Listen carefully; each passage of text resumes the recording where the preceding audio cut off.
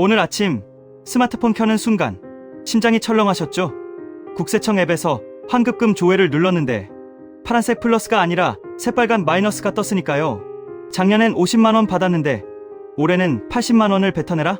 이건 세금이 아닙니다. 사실상 벌금입니다. 단언컨대 우리가 알던 13월의 보너스는 오늘부로 사망했습니다. 여러분이 과소비를 안 해서 아닙니다. 정부가 파놓은 4가지 함정에 여러분이 정확히 걸려든 겁니다. 도대체 내 월급에 무슨 짓을 한 건지 초등학생도 알기 쉽게 지금 바로 부검합니다. 2026년 1월 23일 금요일, 대한민국 직장인들에게는 검은 금요일로 기억될 날입니다. 아마 지금 이 영상을 보고 계신 여러분의 사무실 분위기도 초상집 같을 겁니다. 점심시간에 335 모여서 하는 얘기라곤 너 얼마 뱉어내? 와, 나라가 미쳤나봐. 내가 번 돈 다 어디로 갔냐 같은 한탄뿐이겠죠. 우리는 그동안 연말정산을 13월의 월급이라고 불렀습니다. 1년 동안 고생했다고 국가가 주는 달콤한 사탕인 줄 알았죠. 하지만 2026년 오늘 그 사탕 껍질을 까보니 안에는 사탕이 아니라 독이 든 청구서가 들어있었습니다. 많은 분들이 억울해합니다. 나는 작년이랑 똑같이 살았다. 똑같이 벌고 똑같이 쓰고 똑같이 아꼈다. 그런데 왜 결과가 천지 차이냐? 맞습니다. 여러분은 잘못한 게 없습니다. 바뀐 건 여러분의 생활 패턴이 아니라 여러분의 주머니를 털어가기로 작정한 국가의 설계도입니다. 오늘 지식부검실에서는 어려운 세무 용어는 다 갖다 버리고 아주 쉬운 4가지 이야기를 들려드릴 겁니다. 이 이야기를 듣고 나면 왜 오늘 아침 여러분의 통장에 마이너스가 찍혔는지, 그리고 이 거대한 사기극의 배후에는 무엇이 있는지 뼈저리게 알게 될 겁니다. 첫 번째 이야기, 물타기 한 주스와 작아진 오지입니다. 이건 좀 옛날 이야기부터 시작해야 합니다. 2024년, 2025년 즈음을 기억하십니까? 당시 우리 반 반장은 인심이 정말 후했습니다. 여러분, 힘들죠? 제가 매점에서 마시는 주스, 지원금과 지역화폐 쏠게요. 다들 나오세요. 반장은 아이들에게 주스를 막 나눠줬습니다. 아이들은 와, 반장 최고, 복지 국가 만세를 외치며 신나게 받아 마셨죠. 공짜 돈이 생기니까 기분이 좋았습니다. 세상이 아름다워 보였죠. 그런데 사실 그 주스, 반장이 자기 용돈이나 아르바이트한 돈으로 산 게 아니었습니다. 수도꼭지를 틀어서 수돗물 즉 돈 찍어내기를 잔뜩 한 다음 양만 엄청나게 늘린 맹물 주스였던 겁니다. 주스의 양이 늘어나니까 반 전체의 주스가 넘쳐 흘렀습니다. 어떤 일이 벌어졌을까요? 매점 아줌마가 눈치를 챘습니다. 애들이 주스도 많고 돈도 많네. 돈이 흔해졌어. 그럼 빵 가격을 올려도 사 먹겠구나. 그래서 1,000원 하던 빵이 2,000원이 되고 3,000원이 됐습니다. 이게 바로 우리가 지난 2년 동안 겪었던 마트 가기가 무서웠던 그 미친 물가 상승, 인플레이션의 정체입니다. 반장이 뿌린 맹물 주스가 물가 폭등이라는 부메랑으로 돌아온 거죠. 물가가 오르니까 우리는 아우성을 쳤습니다. 월급 빼고 다 오른다, 못 살겠다. 빵 하나 사 먹기도 힘들다. 그러자 회사 사장님들이 말합니다. 알았어. 물가가 너무 올랐으니까 월급 숫자를 조금 올려줄게. 그래서 300만원 받던 월급이 320만원, 330만원으로 올랐습니다. 자, 여기서부터 정부의 소름 돋는 마술이 시작됩니다. 여러분의 월급은 물가 때문에 퉁퉁 부은 것뿐입니다.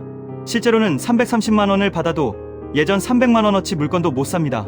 생활이 나아진 게 아닙니다. 그냥 통장에 찍히는 숫자만 인플레이션 거품으로 커진 거죠. 그런데 정부는 여러분에게 5년 전 여러분이 아주 날씬했을 때 입던 옷, 세금 구간을 던져주면서 이렇게 말합니다. 너 몸집이 커졌네? 너 돈 많이 버는 부자 됐구나. 축하한다. 그럼 이제부터는 부자들한테 걷는 세금을 내야겠다. 자, 이야기 옷 입어.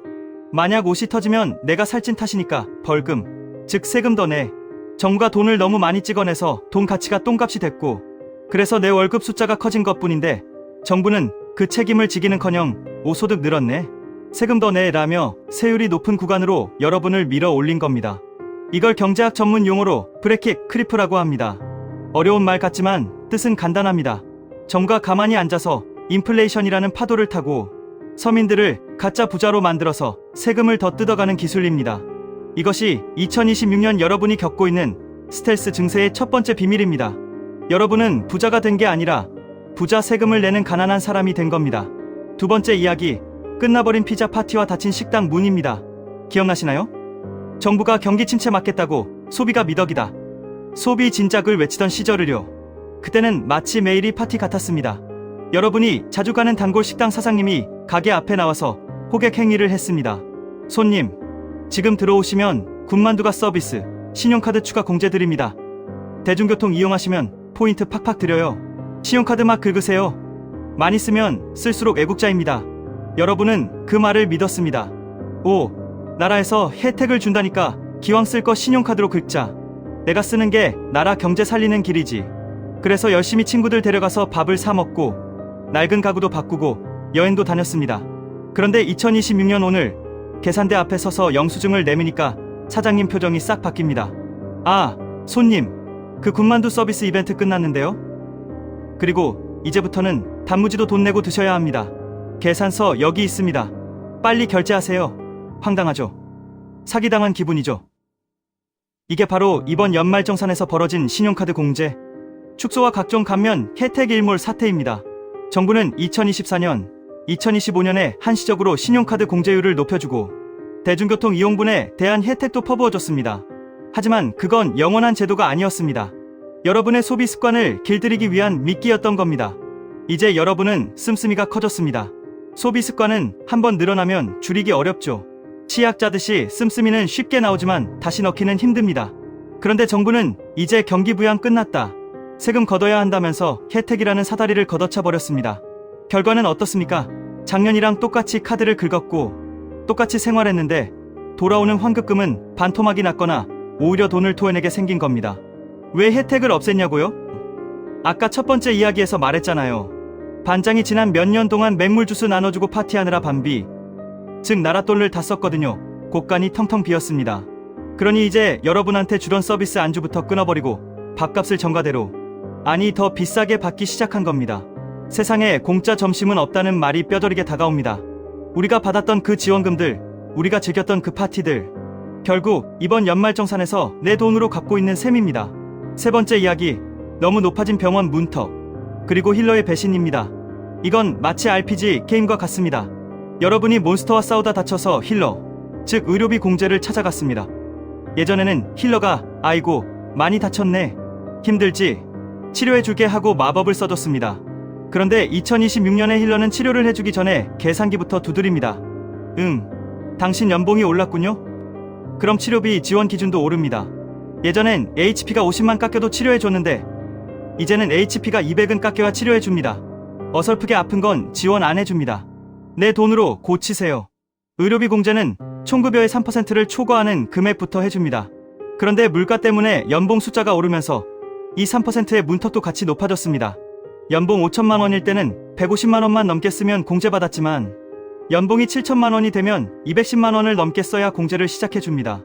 이게 무슨 뜻이냐? 웬만큼 큰 병에 걸려서 수술하거나 입원하지 않고서는 동네 병원 다니고 약국하는 정도로는 공제 혜택을 구경도 못한다는 뜻입니다. 여기서 끝이 아닙니다. 힐러가 갑자기 정색을 하며 말합니다. 잠깐, 당신 실비보험 들었지? 보험사에서 돈 받았어. 그럼 그건 치료비 쓴 걸로 안 쳐준다. 다 빼. 실손보험금 수령액 차감 원칙이 강화되면서 실제로 의료비 공제로 재미를 보는 건 불가능에 가까워졌습니다. 아픈 것도 서러워 죽겠는데 국가는 너는 보험금 받았으니까 세금 혜택 없다며 매몰차게 등을 돌립니다. 복지국가를 외치더니 정작 내가 아프고 힘들 때 국가는 내 주머니 사정보다 세금 걷는 계산기를 먼저 두드리고 있는 꼴입니다.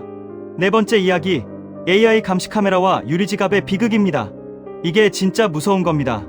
예전에는 우리 반 선생님, 즉 국세청이 칠판에 글씨 쓸 때 뒤에서 몰래 도시락도 까먹고 딴짓도 할 수 있었습니다.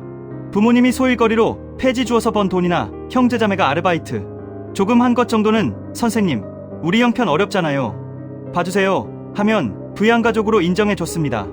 일종의 융통성이 있었죠. 그런데 2026년 지금은 교실 천장에 최첨단 AI CCTV가 수십 대 달린 꼴입니다.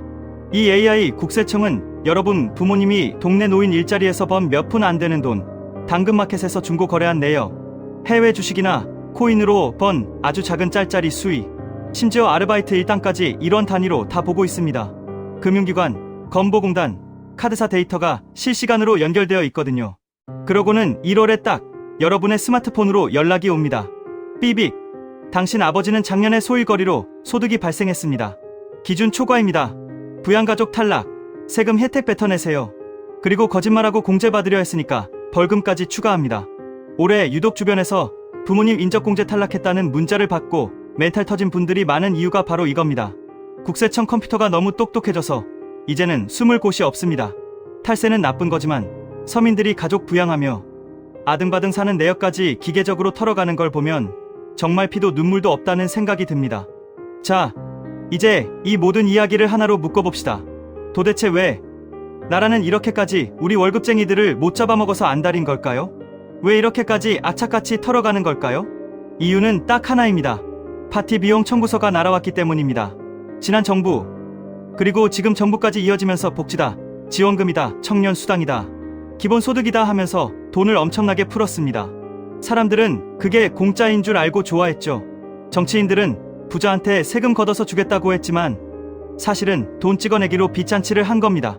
그 결과 물가가 미친 듯이 올랐고 나라 빚은 산더미처럼 불어났습니다. 이제 파티는 끝났고 불 켜진 연회장에는 설거지거리만 가득합니다. 누군가는 이 빚잔치의 비용을 치러야 합니다. 기업한테 내라고 할까요?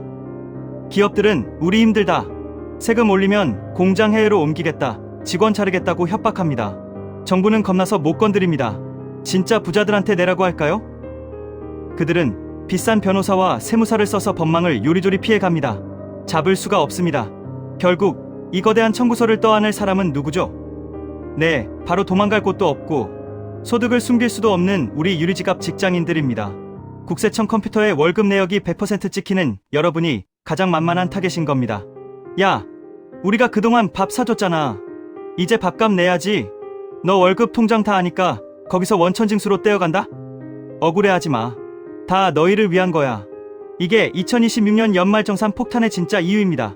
우리가 지난 몇 년간 환호했던 그 복지, 포퓰리즘이 이자가 잔뜩 붙은 세금 고지서가 되어 내 집 앞마당에 떨어진 겁니다. 너무 억울하고 화가 나서 견딜 수가 없으시죠? 하지만 여기서 주저앉아 나라가 이럴 수 있냐며 욕만 하고 있으면 내년에도 내후년에도 똑같이 당합니다. 아니, 더 심하게 털릴 겁니다.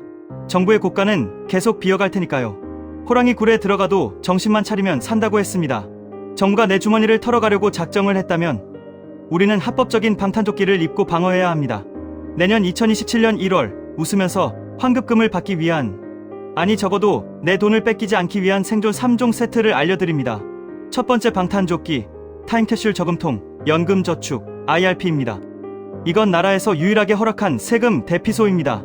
여기에 돈을 넣고 나중에 늙어서 쓸게요라고 약속만 하면 넣은 돈의 13.2%에서 16.5%를 바로 돌려줍니다. 100만 원 넣으면 16만 5천 원을 현찰로 줍니다. 세상에 수익률 16.5%짜리 확정금리 적금이 어디 있습니까? 워렌 버핏도 울고 갈 수익률입니다. 돈 묶이는 거 싫다고요? 당장 세금으로 생돈 뜯기는 것보다는 100배 낫습니다. 이건 선택이 아니라 필수입니다. 오늘 당장 계좌 터서 월 10만 원이라도 자동이체 걸어두십시오. 두 번째 방탄조끼, 만능 주머니 ISA 계좌입니다. 이 주머니는 마법 주머니입니다. 여기서 주식을 하든 예금을 하든 여기서 번 돈에 대해서는 세금을 거의 안 걷어갑니다. 그리고 더 중요한 비밀, 3년 만기를 채우고 이 주머니를 털어서 아까 말한 타임캡슐 저금통으로 옮기면 보너스 점수, 즉 추가 세액공제를 또 줍니다. 납입액의 10%, 최대 300만 원까지 추가로 깎아줍니다. 이걸 챙기는 사람과 안 챙기는 사람의 연말정산 결과는 천지 차이입니다. 남들 세금 토해낼 때 여러분은 이 주머니 덕분에 환급받아서 소고기 사 먹을 수 있습니다. 세 번째 방탄조끼, 체크카드 공격입니다. 아직도 포인트 몇 푼 받겠다고 무지성으로 신용카드만 긁으시나요? 국가는 빚내서 쓰는 신용카드보다 있는 돈 쓰는 체크카드와 현금 영수증을 쓰는 사람을 더 좋아합니다. 공제율이 2배나 높습니다. 그러니까 전략을 짜야 합니다. 월급의 25%까지만 혜택 좋은 신용카드로 긁어서 포인트 챙기시고 그 금액이 넘어가면 그때부터는 무조건 체크카드로 공격하세요. 그 귀찮음의 대가가 내년 2월 여러분의 통장을 지켜줄 겁니다. 마지막으로 꼭 제발 드리고 싶은 말씀이 있습니다. 연말정산 환급금은 공짜 보너스다라는 생각을 버리세요. 그 생각부터가 패배의 시작입니다. 환급금은 국가가 여러분에게 주는 선물이 아닙니다. 여러분이 지난 1년 동안 나라에 무이자로 빌려줬던 돈입니다. 그런데 물가가 올라서 돈 가치는 떨어졌으니 원금만 돌려받아도 사실은 손해본 겁니다. 은행에 넣어놨으면 이자라도 받았을 텐데 말이죠. 그런데 그 원금조차 안 돌려주고 더 내놔라고 하는 게 지금의 현실입니다.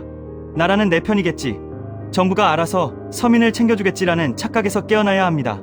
2026년 대한민국은 철저한 각자도생의 시대입니다. 내 돈은 내가 공부해서 내가 지켜야 합니다. 오늘 여러분이 느낀 그 분노 절대 잊지 마십시오.